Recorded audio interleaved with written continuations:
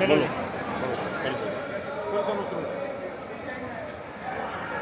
राम राम जी। राम राम।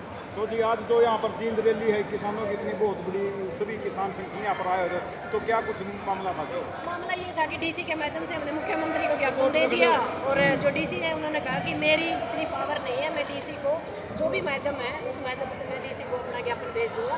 बाकी का जो काम है वो मुख्यमंत्री ने करना, जबकि आपने बताया ये रैली क्यों करी थी ये पूछना जी। रैली इसलिए करी थी क्योंकि सरकार ने एक नया नियम बनाया है कि बायोमेट्रिक के ऊपर अंगूठा लगेगा किसान का, जो मेरी फसल मेरा ब्यौरा के अंदर है, जिसने अपना रजिस्ट्रेशन करवाया है। इसके अलावा एक बात और करी है इन लोगों ने कि साथ के साथ जो किसान है वो अपनी फसल निकालेगा कि बायोमेट्रिक पे अंगूठा लगाएगा या क्या क्या करेगा, तो किसान को कहीं ना कहीं परेशान करने का काम सरकार का है। और सरकार से हमने कहा कि इस नियम का कहीं ना कहीं हमने विरोध जताया, सरकार से चाहते हैं कि इस कानून को निरस्त करा जाए। उसके अलावा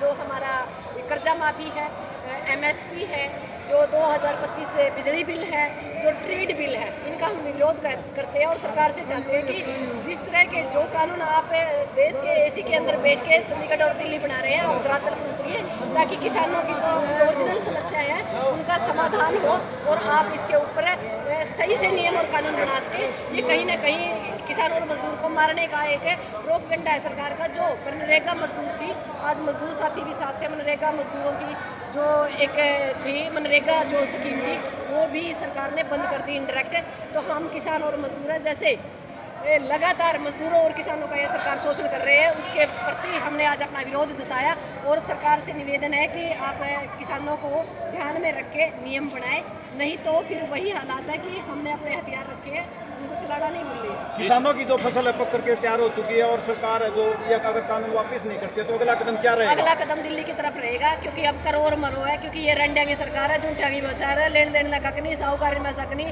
तो हम बोलिए नहीं रंडिया तक तंग। आखिरी हथियार ये है कि करो और मरो, क्योंकि बात ही नस्ल और फसल पे, रोटी और बेटी पे, और इसका आखिरी हथियार ये है कि अभी सरकार का गिला आर पार ही लड़ांगे नेपाल और अन्य जो जैसे बांग्लादेश के, क्योंकि आप लोगों ने देखा कि ना इस देश के अंदर रोटी सुरक्षित है, ना बेटी सुरक्षित है, ना कोई रोजगार पे बात करता है, ना कोई शिक्षा पे बात करता है, ना कोई सुरक्षा पे बात करता है, ना कोई बेरोजगारी पे बात करता है। यहाँ सिर्फ दो ही बात होती है, मस्जिद के नीचे मंदिर और पाखंड। इन चीज़ों से हम तंग आ चुके हैं। हम चाहते हैं कि सरकार शिक्षा पे बात करे, रोजगार पे बात करे, स्वास्थ्य पे बात करे, जो जनता के लिए जो मौलिक अधिकार है उनको जीता रहने दे। हम बाबा साहब अम्बेडकर के संविधान के अनुसार इस देश के अंदर अपनी मूलभूत सुविधाओं के साथ जीना चाहते हैं और सरकार से निवेदन है कि इस तरफ रुक करे, बड़े बड़े पैम्पलेट बनाने की बजाय धरती पर विकास करे।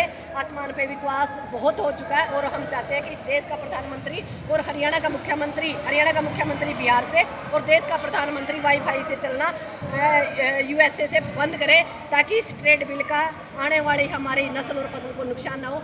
ट्रेड बिल को हम लागू नहीं होने देंगे, चाहे इस सरकार को ही तोड़ना पड़े।